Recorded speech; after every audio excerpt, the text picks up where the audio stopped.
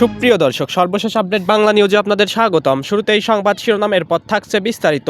শুরুতেই জানিয়ে দেব, ইউনূসকে ক্ষমতা ছাড়ার আলটিমেটাম দিল জাতিসংঘ। আওয়ামী লীগের সঙ্গে সমঝোতা চাইছে ইউনূস। বিস্তারিত থাকছে প্রতিবেদনে। আরও জানিয়ে দেব, বিএনপি নয়, জামাত, এনসিপি আর ইসলামিক জোট ক্ষমতার পথে। বিস্তারিত থাকছে প্রতিবেদনে। আরও জানিয়ে দেব, ক্ষমতা রক্ষার রাজনীতি, জনগণের সর্বনাশ, ইউনূসের হাতে বিপন্ন বাংলাদেশ। বিস্তারিত থাকছে প্রতিবেদনে। আরও জানিয়ে দেব, কাদের সাদ্দাম সহ 7 নেতার অভিযোগ গঠনে প্রসিকিউশনের শুনানি আজ। বিস্তারিত থাকছে প্রতিবেদনে। আরও জানিয়ে দেব, আচরণবিধি লঙ্ঘন, বিএনপির প্রার্থী হাসান জারিফ তুহিনকে শোকজ। বিস্তারিত থাকছে প্রতিবেদনে। সুপ্রিয় দর্শক, এতক্ষণ শুনছিলেন সংবাদ শিরোনাম, এখন শুনবেন বিস্তারিত। তার আগে ভিডিওটি ভালো লাগলে এবং সর্বশেষ আপডেট নিউজ পেতে চ্যানেলটি সাবস্ক্রাইব করুন। ধন্যবাদ। প্রবাদ আছে, বাঘের পিঠে ওঠা সহজ, কিন্তু পিঠ থেকে নামতে হয় বাঘের ইচ্ছায়। বাংলাদেশের অন্তর্বর্তী সরকার প্রধান মোহাম্মদ ইউনূস এখন বুঝতে পেরেছেন, বাঘের পিঠ থেকে এখন আর তার নামার উপায় নেই। একমাত্র বাঘ যখন চাইবেন তখনই তিনি নামতে পারবেন। ইউনূস এখন এটাও বেশ ভালোই বুঝতে পারছেন যে গত 15-16 মাস ধরে তিনি যেসব পদক্ষেপ করছেন, সেই সব পদক্ষেপের প্রতিটি শুধুমাত্র ভুল ছিল না, পদক্ষেপগুলি ছিল আত্মঘাতী। আওয়ামী লীগের মতো বৃহৎ একটি রাজনৈতিক দলকে নিষিদ্ধ ঘোষণা করা, নির্বাচন কমিশনকে দিয়ে তাদের দলের প্রতীক ফ্রিজ করে দেওয়া, ওই দলের নেতাকর্মীদের বিরুদ্ধে মিথ্যা মামলা রুজু করে তাদের জেলে পাঠিয়ে দেওয়া, সর্বোপরি বাংলাদেশের মাটিতে ভারত বিদ্বেষী শক্তিকে আশকারা দেওয়া, সব কিছু আত্মঘাতী পদক্ষেপ। প্রতিবেশী ভারতের সঙ্গে সে দেশের সম্পর্ক কেমন সেটা আর কারো অজানা নয়। আওয়ামী লীগ এই শব্দটার অভিঘাত কতটা সেটা ইউনূস এখন বুঝতে পেরে আতান্তরে পড়েছেন। দল আসন্ন জাতীয় সংসদ নির্বাচনে নেই, তবুও তারা ভীষণ রকমভাবে আছে, আর সেটাই অন্তর্বর্তী সরকার প্রধানের কাছে বড় মাথা ব্যথা হয়ে উঠেছে। কারা ক্ষমতায় আসতে চলেছে সেটা কিন্তু প্রায় পরিষ্কার। অন্তর্বর্তী সরকার প্রধান এখন বুঝতে পারছে না তার পরবর্তী পদক্ষেপ কী হওয়া উচিত। তিনি এটাও এখন বুঝতে পেরেছে, যাদের কথা তিনি এতদিন শুনে চলে এসেছেন তারা তাকে ভুল পরামর্শ দিয়েছিল, আর তিনি অন্ধের মতো সেই পরামর্শ কার্যকর করেছেন। সেটা বোঝা যাচ্ছে আওয়ামী লীগ নিয়ে তার সর্বশেষ অবস্থানে। তিনি বিশেষ একটি শব্দবন্ধনী ব্যবহার করেছেন, ট্রুথ অ্যান্ড রিকনসিলিয়েশন। আগে দেখে নেওয়া যাক ট্রুথ অ্যান্ড রিকনসিলিয়েশন বলতে কী বোঝায়। রিকনসিলিয়েশন কমিশন মূলত আদালতের বাইরের সত্য অনুসন্ধান এবং নিরাময় প্রক্রিয়া। কোনো দেশে গণহত্যা, গৃহযুদ্ধ, জাতিগত নিপীড়ন বা দীর্ঘস্থায়ী মানবাধিকার লঙ্ঘনের পর গঠিত হয়। এর উদ্দেশ্য অতীতে কী ঘটেছিল তার দলিল প্রমাণসহ তুলে আনা।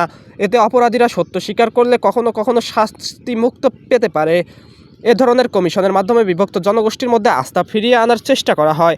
দক্ষিণ আফ্রিকার শ্বেতাঙ্গদের দীর্ঘ শাসনের পর ক্ষমতায় এসে কিংবদন্তি নেতা নেলসন ম্যান্ডেলা এই ধরনের কমিশন করেছিলেন।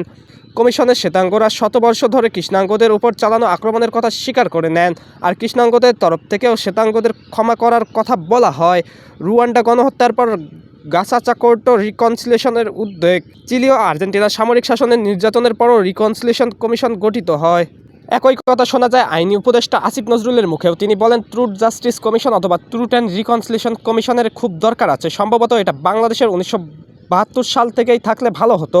আমরা সব কিছুর খুব পেশাদারভাবে নিষ্পত্তি করতে চাই। আমরা ট্রুথ অ্যান্ড রিকনসিলিয়েশন কমিশন করব। অন্তর্বর্তী সরকার প্রধান হঠাৎ করে এই সব কথা বলছেন কেন, সেটার বিশ্লেষণ আগে প্রয়োজন। আর কোন সময়ে বলছেন সেটাও কিন্তু বেশ নজর কাড়ার মতো।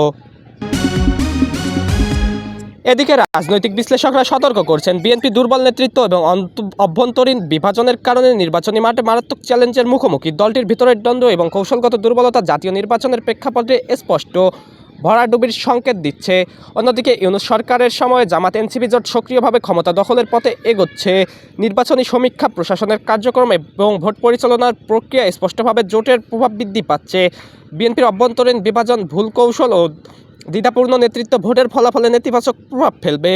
বিশ্লেষকরা মনে করছেন, বিএনপির ভরাডুবি কেবল সম্ভাবনা নয়, এটি বাস্তব ঝুঁকি। দলের স্বার্থপর মনোভাব এবং কৌশলগত ভুল জাতীয় রাজনীতিতে তাদের প্রভাব সীমিত করেছে, যা জামাত এনসিপি জোটের জন্য সুবিধাজনক অবস্থান তৈরি করছে।